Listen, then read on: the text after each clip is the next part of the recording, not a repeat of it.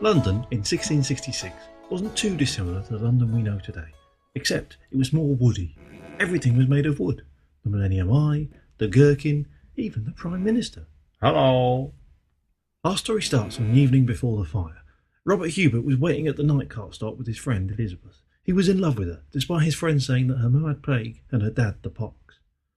He'd always been too scared to make a move, but tonight he'd gotten especially drunk on mead, just so that he could summon the courage to say, Elizabeth, I spent all of last night staring at a plague-ridden tramp from the hole in my cesspit where I live, hoping that maybe, just maybe, you were staring at the same tramp too.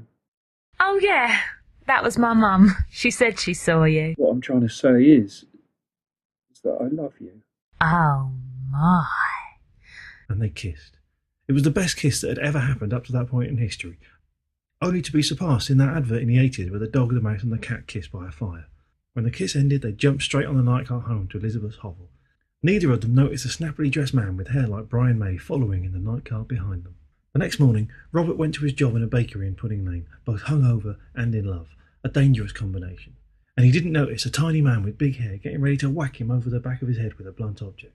The tiny man whacked him as planned, and Robert fell to the floor, and the great-great-great-great-great-great-great-great-great-great-great-grandfather of Brian May liberally dashed the room with petrol, or whatever they used back in those days for arson.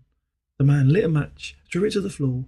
Never again will you steal love from me. Never! The fire took hold, and when Robert woke up, he found himself trapped under a fallen batch of sausage rolls. Knowing that death was surely soon to come, he cried out the only thing he cared about. Elizabeth! But Elizabeth was too far away to hear. She worked as a PA to Samuel Pepys, a blogger of repute with hair like Brian May. After rushing back from starting the fire, he was at his desk trying to come up with a suitable name for the blog post about it, the one that would make him. Morning, Mr. Pepys. What would you have me do today? So far, he had a fire in London, the big fire in London, or Dave, the London fire. None of these were working. Take a look through this window into London. What do you see? Oh my! Mr. Pepys, a fire! A great one! Great. That's good. Where's my quill? Again, his muse, Elizabeth, had saved his day. He was so in love with her and knew that one day, when he'd reached 1 million hits on his blog, she'd love him back, especially now that he'd killed her love. The great fire it was to be.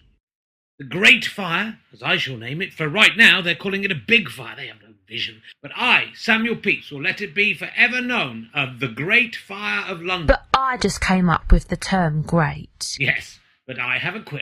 Is this going to be like last year when you spent 3 days going on and on about the Purple Death? You spent another week wanting to call it Dave. It would have worked. Pepys set about writing down every detail of the fire as it rained across London for days. His blog was hugely popular, and he made a fortune in wooden Google ads. Elizabeth just stared forlornly out the window, pining for her surely dead love. But Robert wasn't dead. He'd managed to crawl out of the fire and ran free, trying to extinguish himself and tell the world what Pepys had done. Elizabeth! But instead, he met an angry man. Pepys had written lots of blog posts about how Robert had started the fire and that he was an agent of the Pope. The angry mob had read these and wanted to kill him, and they bludgeoned him to death with his own stale sausage roll. Elizabeth!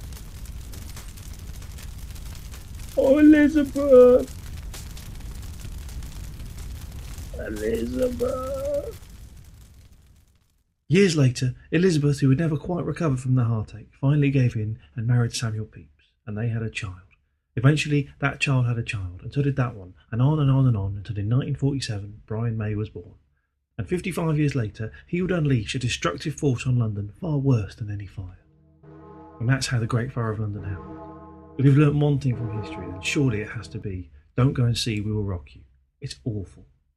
The end.